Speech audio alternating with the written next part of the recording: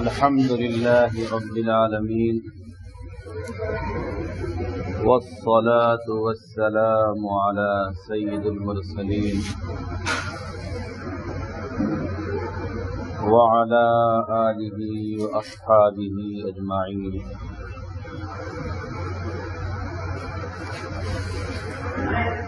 أما بعد،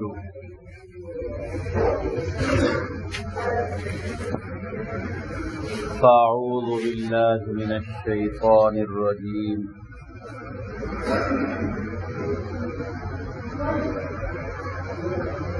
بسم الله الرحمن الرحيم.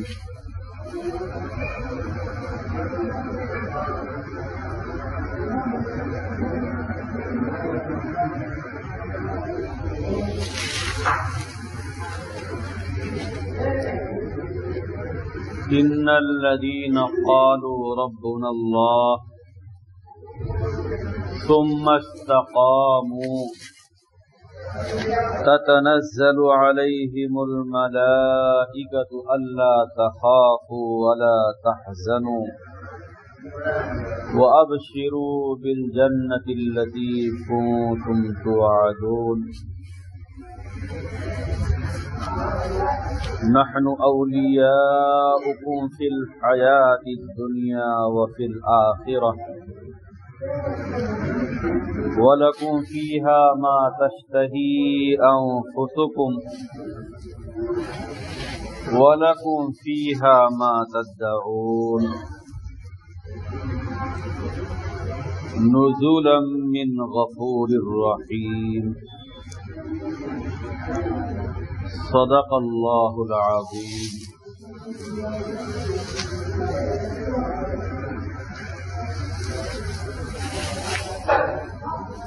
گرامی قدر سامعین کرام،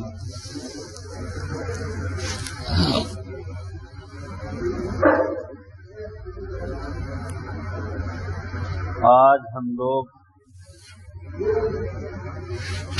یہاں پر ایک جنازہ میں شرکت کے لیے آئے ہوئے ہیں.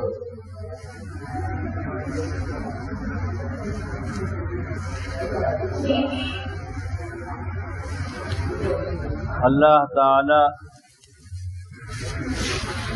مرحوم کی مغفرت فرمائے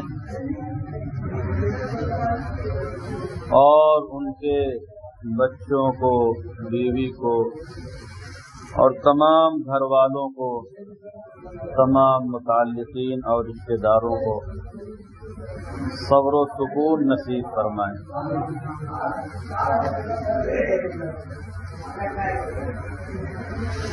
مرحوم اور ان کے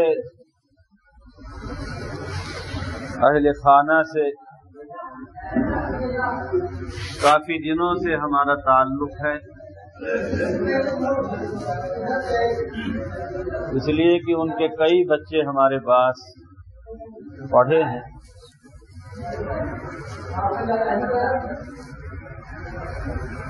ان کا دینی مزاج تھا،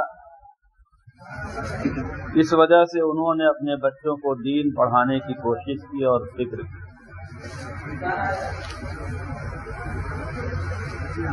اور اس کا ان کو فائدہ ملے گا اور بہت زیادہ ملے گا، اس لیے کہ حدیث پاک میں ہے، اللہ کے رسول صلی اللہ علیہ وسلم کا ارشاد ہے جس کا حاصل اور خلاصہ یہ ہے کہ انسان جب مر جاتا ہے تو اس کے عمل کا سلسلہ رک جاتا ہے، ختم ہو جاتا ہے. اب وہ کوئی عبادت نہیں کرتا، زندگی ختم ہو گئی، عبادت کا موقع ختم ہو گیا. اب وہ نمازیں نہیں پڑھ سکتا، روزے نہیں رکھ سکتا، زکوٰۃ نہیں دے سکتا، حج نہیں کر سکتا، تلاوت نہیں کر سکتا، کوئی بھی نیک کام، اچھا کام کرنا اس کے اختیار میں نہیں ہے.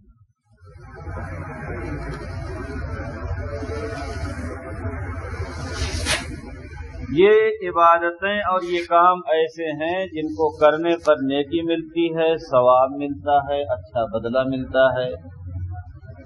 اللہ خوش ہوتا ہے، اللہ کے رسول صلی اللہ علیہ وسلم خوش ہوتے ہیں، جنت ملتی ہے، جہنم سے آدمی بچتا ہے۔ لیکن جان نکل جانے کے بعد عبادت کا موقع اور عبادت کا وقت ختم ہو گیا، تو جب عبادت اب نہیں کر سکتا تو عبادت کا ثواب بھی اسے نہیں مل سکتا۔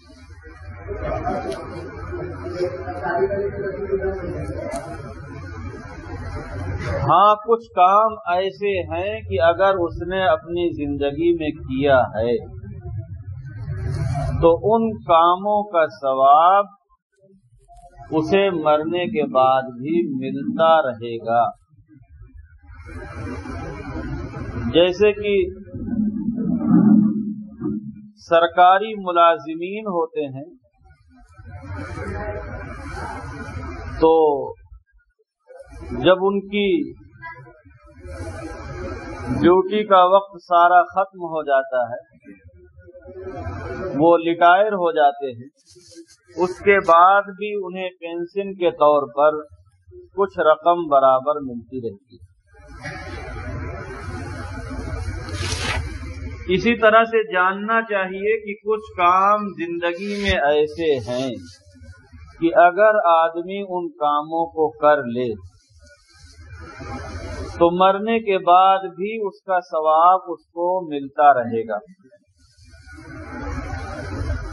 ان کاموں میں سے ایک کام تو یہ ہے کہ اپنی اولاد کو نیک اور صالح بنائے، دیندار بنائے، اپنی اولاد کو، بیٹے کو، بیٹی کو، بیوی کو، اور پھر پوتے ہوں، پوتیاں ہوں، یا اور جو ماتحت ہوں، کفالت میں ہوں، نگرانی میں ہوں، ان کو دیندار بنائے، کام کا مسلمان بنائے، نام کے مسلمان وہ نہ رہے۔ تو اب یہ اولاد جتنی نیکیاں کرے گی، جتنی عبادتیں کرے گی، جتنی نمازیں پڑھے گی، جتنے روزے رکھے گی، جتنی زکوٰۃ دے گی اور جتنی حج کرے گی، جو کچھ بھی نیک اعمال یہ اولاد کرے گی، تو اس اولاد کو تو ثواب ملے گا ہی، لیکن جس باپ نے یا جس دادا نے ان کو نیک اور صالح اور دیندار بنایا ہے، ان کو بھی برابر اس کا ثواب ملتا رہے گا۔ یہ ایک کام ہوا، اور یہ سب سے پہلا اور بنیادی کام، جس کو کہتے ہیں کہ یہ صدقہ جاریہ۔ صدقہ جاریہ کئی چیزیں ہیں،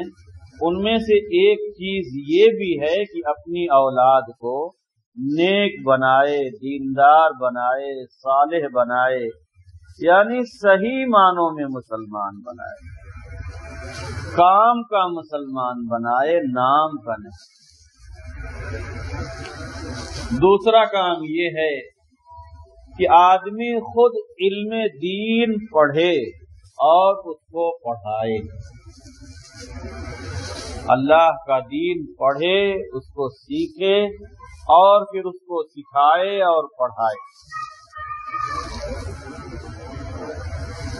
تو یہ ایسا کام ہے کہ اگر کوئی آدمی پڑھنے کے بعد، قرآن مجید پڑھنے کے بعد، حدیثیں پڑھنے کے بعد،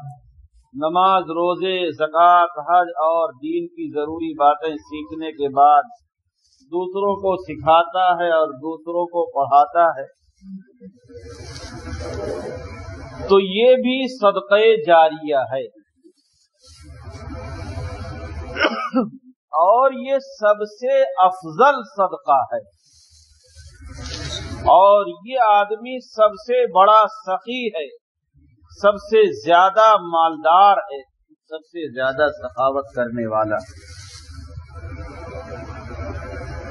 علم دین پڑھنے اور پڑھانے سے اچھا کوئی کام دنیا میں نہیں۔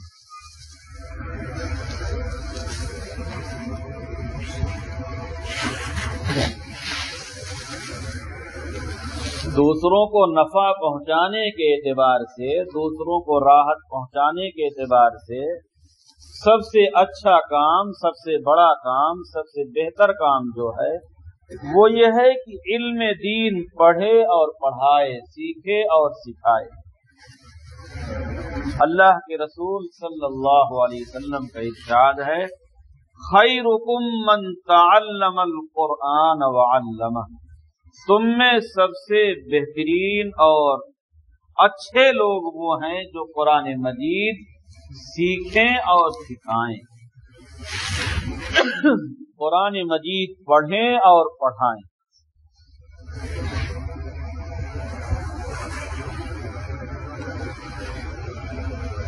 یہ بھی صدقہ جاریہ ہے، اور اس کا ثواب ماں کو، باپ کو یا دادا اور دادی کو، جن لوگوں نے اپنی اولاد کو پڑھانے کی کوشش کی ہے یا اس پر خرچ کیا ہے یا مشورہ دیا ہے، رائے دی ہے، کچھ بھی اس میں حصہ شامل ہے تو جتنی محنت کیا ہے اس کے بقدر ثواب ملتا رہے گا۔ اور یہی نہیں بلکہ بچے نے پڑھ کر اور لوگوں کو پڑھایا، پھر اور لوگوں نے اور لوگوں کو پڑھایا، اس طرح سلسلہ قیامت تک چلتا رہے گا، اور جتنے پڑھنے پڑھانے والے لوگ اور تیار ہوتے رہیں گے، اس کا ثواب بھی یہ پہلے آدمی کو جس نے اپنے بچے کو پڑھایا اس کو ملتا رہے گا۔ یہ دو کام ہو گئے صدقہ جاریہ کے۔ تیسرا کام یہ ہے کہ اللہ تعالی نے پیسہ دیا ہو، دولت دی ہو، تو ایسے کام پر پیسہ خرچ کرنا جس کام سے لوگ برابر فائدہ اٹھاتے رہیں۔ مثلا راستہ بنوانا کہ راستہ سے لوگ فائدہ اٹھاتے رہیں، کسی جگہ پانی کا انتظام کر دینا کہ لوگ اس سے پانی پیتے رہیں، نہر کھدوا دینا، مسجد بنوا دینا کہ لوگ عبادتیں کرتے رہیں، مدرسہ بنوانا کہ لوگ مدرسے میں پڑھتے رہیں، غریب بچوں کے پڑھنے پر خرچ کر دینا کہ وہ بچے حافظ اور عالم اور مفتی اور قاری بن جائیں، آگے اللہ کا دین پڑھیں اور پڑھائیں۔ یہ چند مثالیں ہم نے دی ہیں، اس کے علاوہ اور بھی کام ہیں کہ ان کاموں پر آدمی نے پیسہ خرچ کیا ہے تو اس کا ثواب برابر اس کو ملتا رہے۔ اس وقت ہم نے آپ حضرات کو 3 کام بتایا کہ 3 کام صدقہ جاریہ۔ ایک یہ کہ اپنی اولاد کو نیک اور دیندار بنانا، دوسرے یہ کہ خود علم دین پڑھنا اور اس کو پڑھانا، اور تیسرے یہ کہ ایسے کاموں پہ پیسہ خرچ کرنا کہ جس کام سے لوگ برابر فائدہ اٹھاتے رہیں۔ اگر کسی نے یہ 3 کام کر لیا ہے تو اپنی زندگی میں جتنی عبادت کیا ہے اس کا ثواب تو اس کو ملا ہی، لیکن زندگی ختم ہونے کے بعد جب اس نے آخرت کا سفر کیا ہے تو بھی برابر اس کے نام اعمال میں نیکیاں چڑھتی رہیں گی اور لکھی جاتی رہیں گی۔ اگر کچھ اس سے چوک ہوئی ہے، بھول ہوئی ہے، گناہ ہوا ہے جس کی وجہ سے اس کی گرفت اور پکڑ ہو رہی ہے، تو ان نیکیوں کے پہنچنے کے بعد اس کو ڈھیل مل جائے گی، رخصت مل جائے گی، اور پھر جب یہ پکڑ ختم ہوگی اور نیکیاں پہنچیں گی تو اس کے درجات بلند کیے جائیں گے، اس کو بلند مقام دیا جائے گا۔ یہ فائدہ حاصل ہوگا، یہ فائدہ حاصل ہوگا۔ لیکن ہو یہ رہا ہے کہ لوگ بیساکھی پر چلنا چاہتے ہیں، لوگ یہ چاہتے ہیں کہ بیساکھی سے کام چل جائے، رسمی اور رواجی طور پر کام چل جائے. تھوڑا پانی منگائے.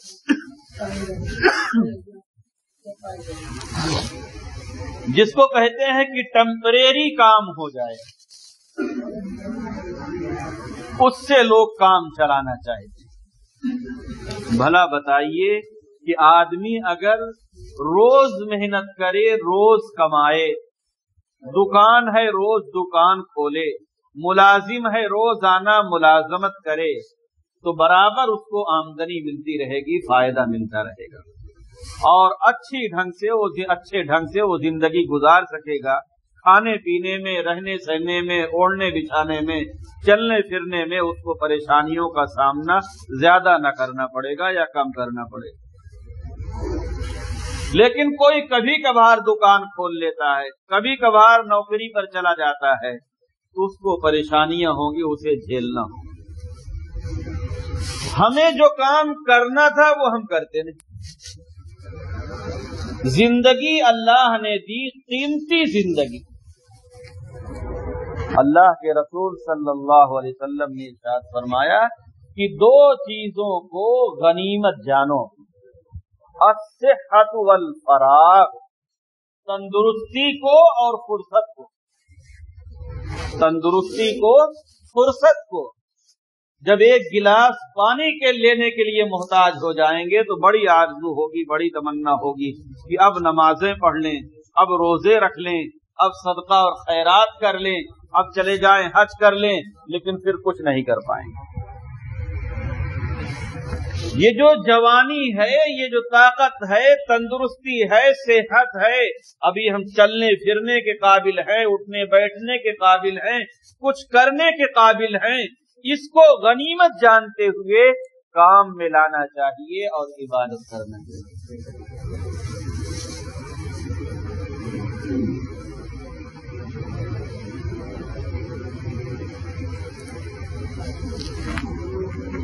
دوسرے یہ کہ فرصت ہو, وقت ہو.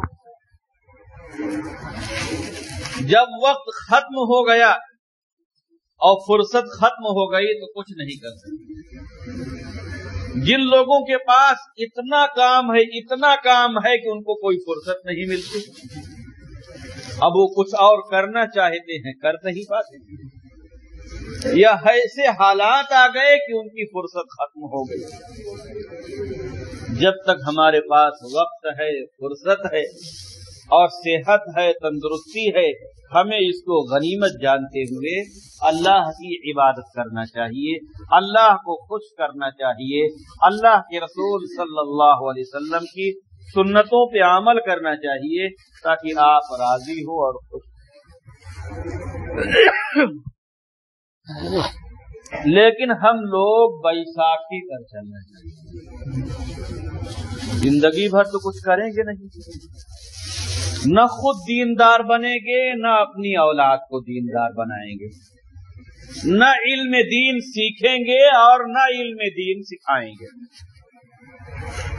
اور نہ ہی خاطر خواہ پیسہ کسی ایسے کام پر خرچ کریں جس سے کہ لوگوں کا فائدہ حاصل ہو. ہاں 10, 20, 50, 100 روپیہ کبھی کبھار چندہ دے دیا وہ اور بات ہے, تو نتیجہ کیا ہوگا؟ اب ہمارے پاس کوئی بجٹ تو رہ نہیں گئے. جب ہم نے اپنی زندگی میں کچھ کیا نہیں تو ہمارے پاس کوئی بینک بیلنس تو اب بچا نہیں. ہمارے مرنے کے بعد لوگ کیا کریں گے؟ زیادہ سے زیادہ اعلان کر دیں گے کہ کل قرآن خوانی ہو, ایک آدھ بار 2 بار کبھی قرآن خوانی کر دیں گے, اور کیا کریں گے؟ بہت جوش آئے گا, 400, 600, 800 کسی مدرسے کو یا کسی مسجد کو دے دیں, اور کیا کریں گے؟ ہفتہ عشرہ کچھ غم رہے گا, کچھ رو لیں گے, اور جتنا کچھ ہم نے جمع کیا ہے سب پھر ہمارے ہی لوگ, ہمارے ہی گھر کے لوگ اس کی جانب دوڑ پڑیں گے کہ ہم کو یہ چاہیے, ہم کو یہ چاہیے, ہم کو یہ چاہیے, ہم کو یہ چاہیے. تھوڑے دنوں کے بعد یہ سب بھول جائے.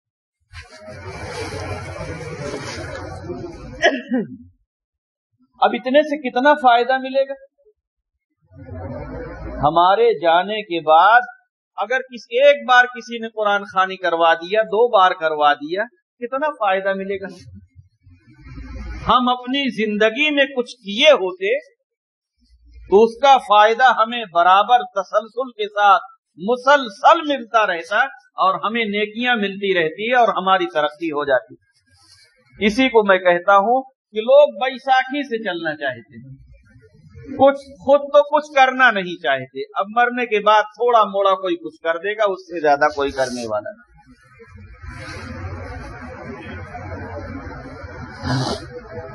جب صورتحال یہ بن جائے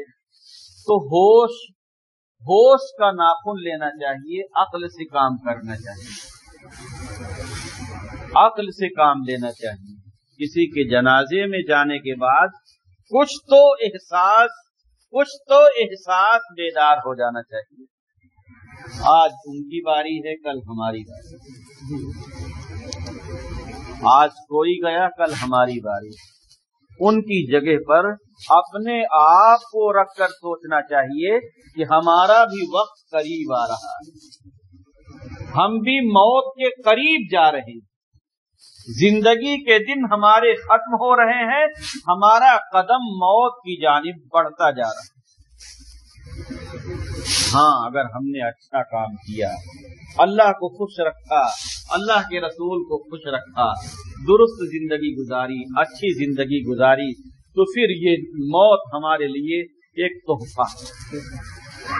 پھر یہ موت ہمارے لیے ایک تحفہ ہے، ایک ہدیہ ہے، ایک نذرانہ، اس لیے کہ اسی راستے سے ہم اللہ کے پاس تک پہنچ سکتے ہیں، اسی راستے سے اللہ کے پاس ہم پہنچ سکتے ہیں، کوئی دوسرا راستہ نہیں۔ اور اب ہم جب جا رہے ہوں گے تو اپنے بعض گناہوں کو سوچ کر ڈرنا رونا اور چیز ہے، لیکن ہم خوش ہوں گے۔ اب جب ہم نے انتظام کر رکھا ہے تو جانے میں ہم کو زیادہ الجھن اور زیادہ پریشانی نہیں۔ اگر کوئی کسی بڑے شہر میں جاتا ہے اور پہلے سے اس کا اپنا مکان یا کرائے کا مکان یا رشتہ دار یا دوست و احباب وہاں موجود ہوں، انتظام ہو، تو اس کو راستے بھر کوئی بے چینی نہیں رہتی، کوئی پریشانی نہیں رہتی، بالکل راستے بھر ہنستے کھیلتے کھاتے پیتے اپنی منزل کی جانب جا رہے ہیں۔ لیکن جس کے پاس کوئی آگے انتظام نہ ہو، اپنا مکان بھی نہیں، کرائے کا مکان بھی نہیں، جیب میں اتنے پیسے بھی نہیں کہ ہوٹل بک کر لیں گے، دوست بھی نہیں، رشتہ دار بھی نہیں، کوئی جاننے والا بھی نہیں، اس سے پوچھئے راستے بھر اس کے دل کا کیا حال ہے، کتنی اتھل پتھل مچی ہوگی، اور کس سوچ میں ہوگا، کس فکر میں ہوگا کہ آگے ہمارا کیا ہوگا، کیسے انتظام ہوگا۔ بس جان لیجئے کہ ہم لوگ دنیا میں مسافر ہیں، آخرت ہمارا گھر ہے، آخرت ہمارا ٹھکانہ ہے، وہاں ہم نے تیاری کر رکھی ہے، کچھ بھیج رکھا ہے، انتظام کر رکھا ہے، تو جانے میں زیادہ الجھن اور پریشانی کی ضرورت ہے۔ لیکن ہم نے اس کا کوئی نظم و نسق نہیں کیا ہے، کوئی انتظام نہیں کیا ہے، تو الجھن ہی الجھن ہے، پریشانی ہی پریشانی۔ یہی فرق ہے۔ نیک آدمی کی روح نکالنے کے لیے جب فرشتے آتے ہیں تو بڑے انتظام کے ساتھ آتے ہیں، ایسا کپڑا، ایسی خوشبو، ایسی چیزیں، اور بڑی راحت اور بڑے سکون کے ساتھ ان کی روح ایسے نکال لیتے ہیں جیسے کہ آٹے میں سے بال کو کھینچ لیا جائے اور کہیں پتہ نہ چلے، ایسے جان نکال لی جاتی، نہایت آرام سے، نہایت سکون۔ اور ایسے فرشتے آتے ہیں کہ جن کو دیکھ کر دل خوش ہو جاتا ہے، جن کو دیکھ کر طبیعت خوش ہو جاتی، اور ایسے آدمی کی جان نکلنے سے پہلے اللہ تعالیٰ اس کو اس کا ٹھکانہ دکھا دیتے، اس کو اس کی جنت دکھا دیتے۔ اور برا آدمی ہے، کافر آدمی ہے، مشرک آدمی ہے، تو اس کو اس کا ٹھکانہ جہنم دکھا دیتے۔ یا ظالم ہے، فاسق ہے، بڑا گنہگار ہے، توبہ نہیں کی ہے، تو اس کو اس کا ٹھکانہ جہنم دکھا دے۔ جب جنتی اپنی جنت کو دیکھتا ہے تو مسکراتا ہے، اور جہنمی اپنی جہنم کو دیکھتا ہے تو تڑپڑاتا ہے۔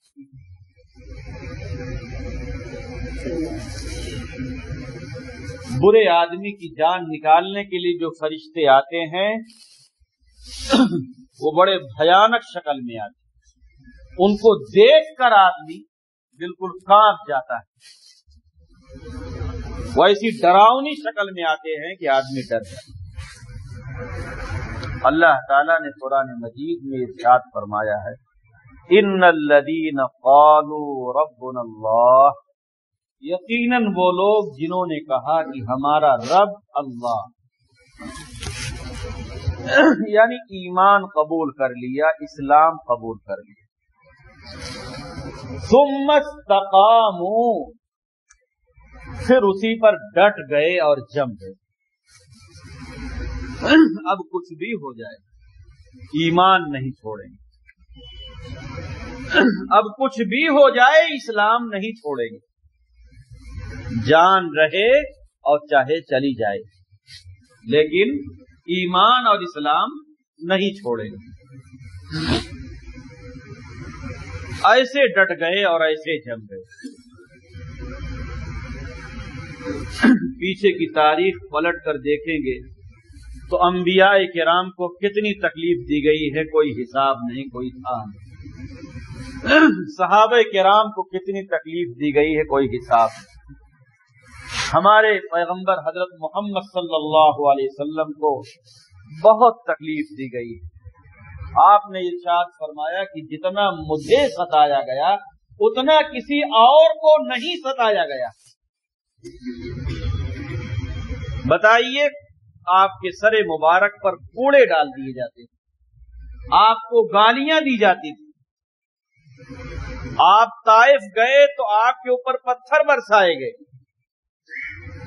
آپ کے قتل کا منصوبہ بنایا گیا، پھر اللہ کے حکم سے آپ نے اپنے گھر مکہ کو چھوڑ دیا۔ مکہ والوں نے ایسے حالات بنائے کہ آپ کو گھر چھوڑنا پڑا، اور اللہ تعالیٰ نے گھر چھوڑنے کی اجازت دی اور حکم دی۔ مدینہ تشریف لے گئے، گھر چھوڑنے سے پہلے 3 سال تک ایک پہاڑ کے دامن میں جس کا نام شعب ابی طالب ہے، اس میں 3 سال تک رہے۔ لوگوں نے بات چیت، آنا جانا، کھان پان، سب تجارتی سلسلے سب بند کر رکھا ہے۔ بہت تکلیفیں دی گئی ہیں، بہت ستایا گیا ہے، بہت پریشان کیا ہے، لیکن آپ اور آپ کے صحابہ اور پیچھے انبیاء کرام اور آپ کے بعد بہت سے اولیاء، علماء، ائمہ، فقہاء، محدثین، مجتہدین، بہت ستایا گیا، بہت تکلیفیں دی گئی، اور بہت سے عام مسلمان جن کو ستایا گیا، لیکن وہ ایمان پر اور اسلام پر ڈٹے رہے اور جمے رہے، ذرہ برابر ادھر سے ادھر نہیں۔ ایک ایمان والے کا کام، ایک مسلمان کا کام ہے کہ کچھ بھی ہو جائے، اپنے پرائے، دوست، دشمن، ملک، کوئی بھی ہو،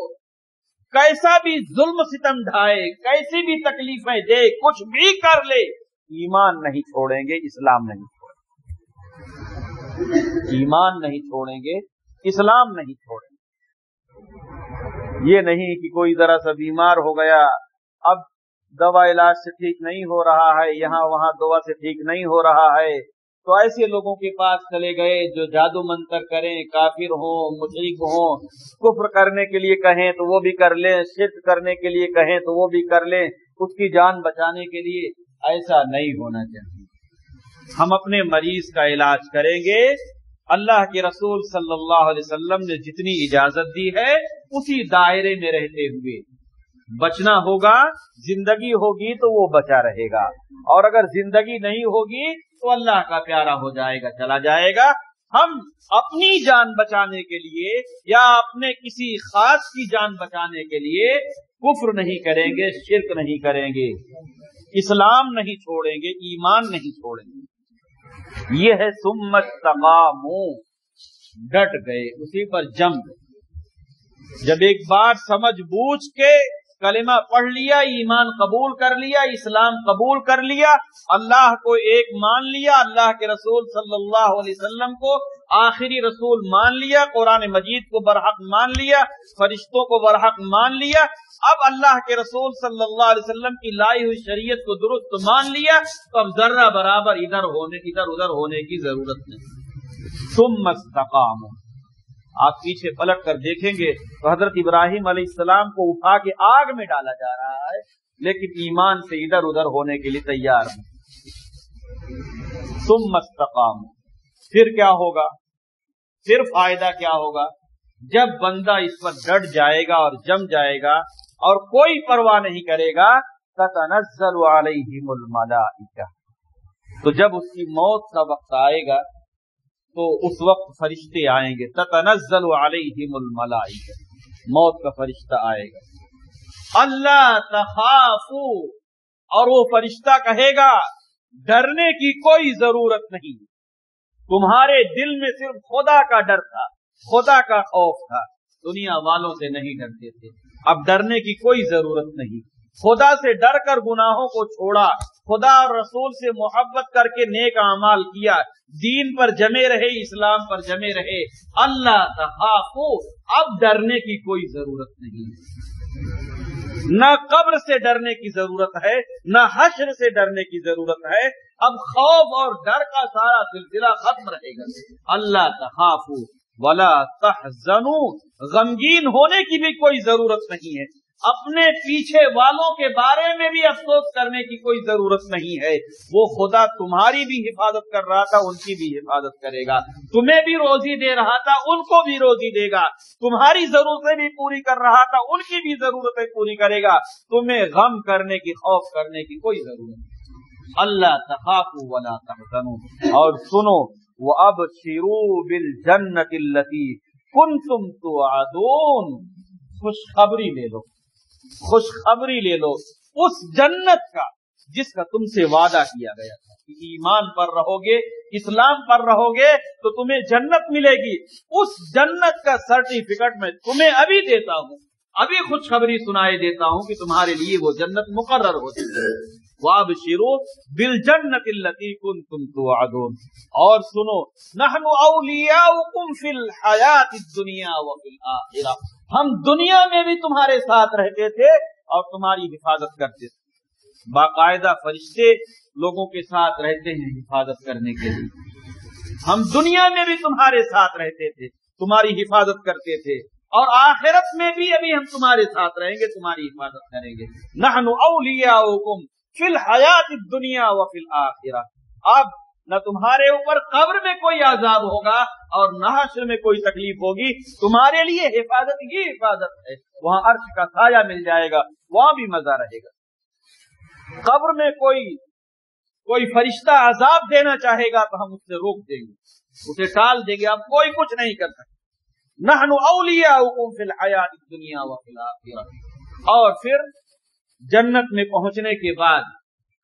دنیا میں بڑی آرزو تھی، بڑی تمنا تھی، یہ مل جائے، وہ مل جائے، وہ مل جائے، وہ مل جائے، ایک آرزو پوری ہوتی دوسری آرزو تیار ہو جاتی، ایک تمنا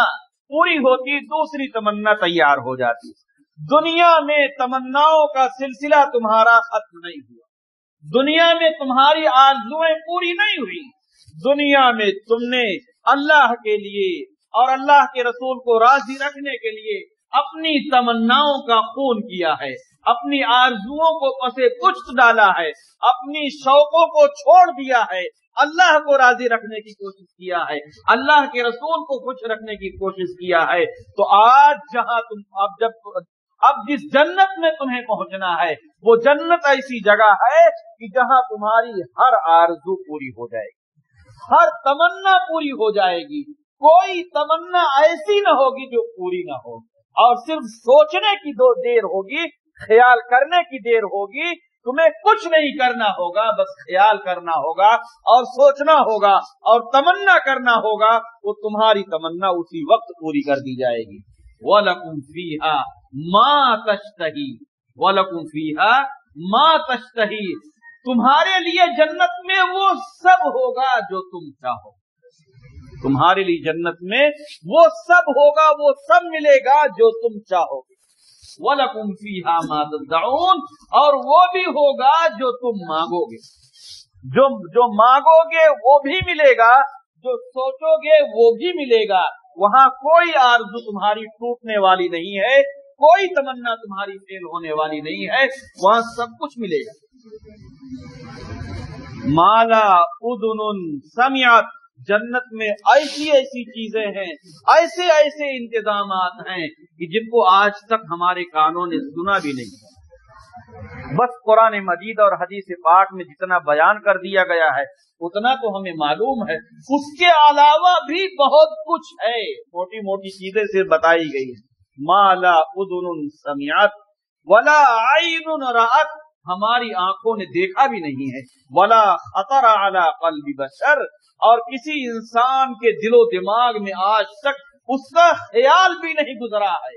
ایسی ایسی چیزیں، ایسے ایسے انتظامات، ایسے ایسے راحت کے سامان اور کھیلنے کودنے اور شوق کو پورا کرنے کے ایسے ایسے سامان ہیں کہ آج تک کسی انسان نے اس کو سوچا تک نہیں، اتنے انتظامات۔ نزلا من غفور الرحیم، یہ سب رب غفور کی جانب سے، جو ہمارا پالنہار ہے، جو ہمارا پروردگار ہے، مغفرت کرنے والا ہے، رحم کرنے والا ہے، اس کی جانب سے مہمان نوازی کے طور پر ملے گا۔ ہم اس کے حقدار تو اتنے نہیں تھے، لیکن رب ہمارا رحیم ہے، ہماری معمولی معمولی ذرا ذرا سی عبادتوں پر اور ہمارے ذرا ذرا سے کاموں پر اللہ تعالیٰ نے ہمارے لیے اتنا انتظام کر رکھا ہے۔ وہ غفور الرحیم ہے، اس سے معافی مانگو، توبہ کرو، وہ معاف کر دیتا ہے اور توبہ کو قبول کر لیتا ہے۔ آج ضرورت اس بات کی ہے کہ ہم اپنی موت کو یاد کریں، اپنی آخرت کی زندگی کو یاد کریں، اور روزانہ نہ صحیح تو کبھی کبھی تو سوچا کریں کہ ہمارا بھی وقت آنے والا ہے اور ہمیں یہاں ہمیشہ رہنا نہیں، یہاں کی ساری چیزیں چھوٹنے والی ہیں، اس لیے یہاں ہم جائز پر عمل کریں، ناجائز کو چھوڑ دیں، حلال کمائیں، حرام کو چھوڑ دیں، حلال کمائیں، سود کو چھوڑ دیں، رشوت کو چھوڑ دیں، چوری نہ کریں اور کسی کا مال نہ چھینیں، غصب نہ کریں، کسی کا دل نہ دکھائیں، کسی کو تنگ نہ کریں، کسی پر ظلم نہ کریں، لوگوں کے ساتھ اچھا برتاؤ کریں، اچھا معاملہ کریں، نمازیں پڑھیں، رمضان کا مہینہ ہو روزے رکھیں، تلاوت کریں، قرآن شریف پڑھیں، اور یہ ساری باتیں جو حاصل ہوتی ہیں وہ دینداروں کے پاس آنے جانے سے، ان سے بات کرنے سے، ان کے پاس اٹھنے بیٹھنے سے یہ چیزیں حاصل ہوتی ہیں۔ تو آئیے ہم لوگ آج یہ ارادہ کریں کہ انشاءاللہ ہم لوگ دینداروں کے پاس اٹھیں گے، بیٹھیں گے، انشاءاللہ ان سے دین سیکھیں گے، آخرت کی تیاری کریں گے اور دنیا میں اچھی زندگی گزارنے کی، شریعت کے موافق زندگی گزارنے کی کوشش کریں گے۔ اللہ تعالی ہم سب کے سارے گناہوں کو معاف فرمائیں اور آئندہ نیک اعمال کرنے کی توفیق عطا فرمائیں